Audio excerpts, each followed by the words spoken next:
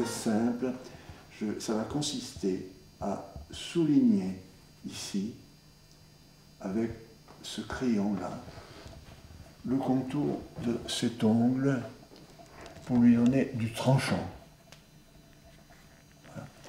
À partir de cela, eh bien, ici et là, il y a un écho. Voilà.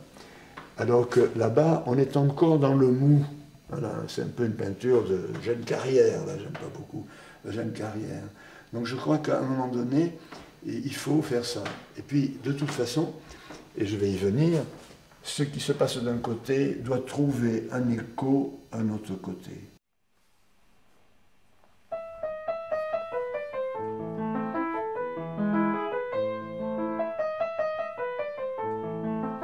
Il faut voir de la peinture, beaucoup de peinture. Il faut aller au musée du Louvre, par exemple, au musée d'Orsay, et puis regarder et voir les tableaux qui vous apportent des solutions aux questions que vous vous posez.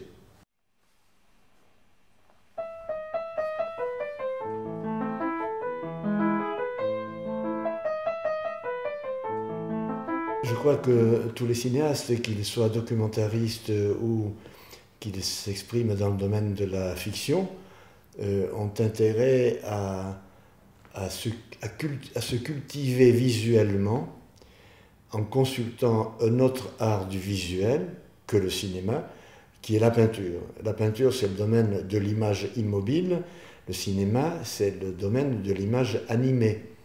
Mais l'image animée ou la succession des images immobiles qui constituent le cinéma, eh bien, a tout à prendre de la peinture qui, dans une seule image, donne des informations sur la composition, la distribution de la lumière, la couleur et toutes ces choses-là. Mais encore faut-il choisir la peinture qui répond à cela. Et c'est plutôt de la peinture des siècles antérieurs au XXe siècle. Là, on y trouvera des informations sur tout ce dont je vous parle à l'instant, de la composition, bien entendu, c'est-à-dire la distribution des personnages dans un cadre, l'action qu'ils conduisent, la situation et l'importance du décor, la position du spectateur par rapport au personnage, c'est-à-dire plongée contre plongée, on trouve ça aussi en peinture. Et à partir de ce moment-là, eh bien, le documentariste, le cinéaste, le chef opérateur, eh bien, il peut regarder cela et y trouver déjà à des questions qui se posent des solutions toutes prêtes, dont il peut tirer parti après. Mais bien entendu, il faut, je le répète, choisir des peintures qui soient porteuses de cet enseignement. Elles ne le sont pas toutes, et c'est uniquement celles-là qui peuvent aider sur ces aspects. Il y a composition dès lors qu'il y a plusieurs personnages déjà, engagés dans une certaine action, dans un certain cadre, avec une certaine lumière, et eux-mêmes porteurs de certaines couleurs, ou non d'ailleurs. Alors, c'est là que se trouve un enseignement qui a le mérite de conduire à une analyse. On peut regarder un tableau pendant 2 minutes, 5 minutes, 2 heures, 3 heures, faire des dessins d'après cela, filmer, photographier, et là on va trouver un enseignement.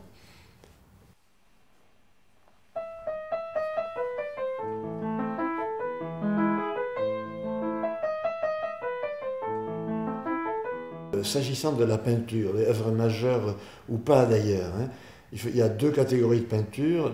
La peinture dans laquelle les personnages, les acteurs, le décor, tout ça sont situés dans une lumière diffuse, si vous voulez, zénitale, hein, et puis il y a en général naturelle, et puis d'autre part les peintures dans lesquelles on n'est plus en lumière du jour, mais plutôt en lumière de nuit, si j'ose dire, avec un éclairage qui est assez fréquemment un éclairage à la bougie ou des choses comme ça, ou un éclairage qui vient de l'extérieur mais à travers une ouverture relativement réduite, ce qui fait qu'il y a à ce moment-là une pénombre générale, d'où jaillissent, parce qu'ils sont éclairés avec force comme avec un projecteur, un certain nombre de personnages.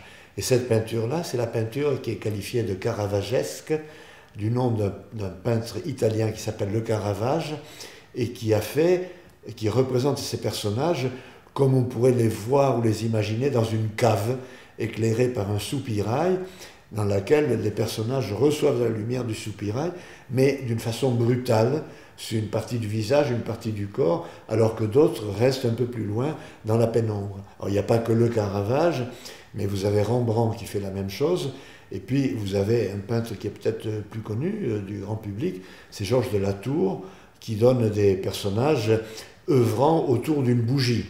Vous avez une Madeleine, par exemple, repentante, qui médite sur un crâne de mort et qui regarde une bougie, et dans ce cas-là, la bougie représente la fugacité de la vie, puisqu'elle va réduire petit à petit, mais en même temps, elle donne un éclairage particulier qui, pour un cinéaste, documentariste ou pas documentariste, peut être intéressant à retrouver, en tout cas sur lequel méditer. Il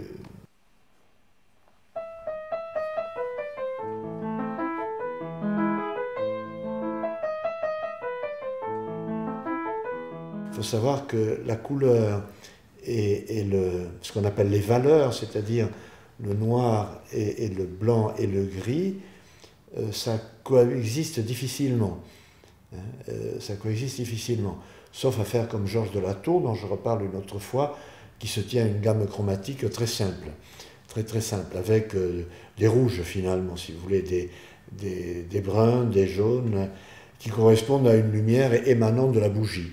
Donc il y a une cohérence. Mais pour avoir une peinture avec beaucoup de couleurs, alors là, il faut revenir à une lumière naturelle, zénitale, et sans effet de contraste comme ceux que vous obtenez actuellement. C'est un choix à faire.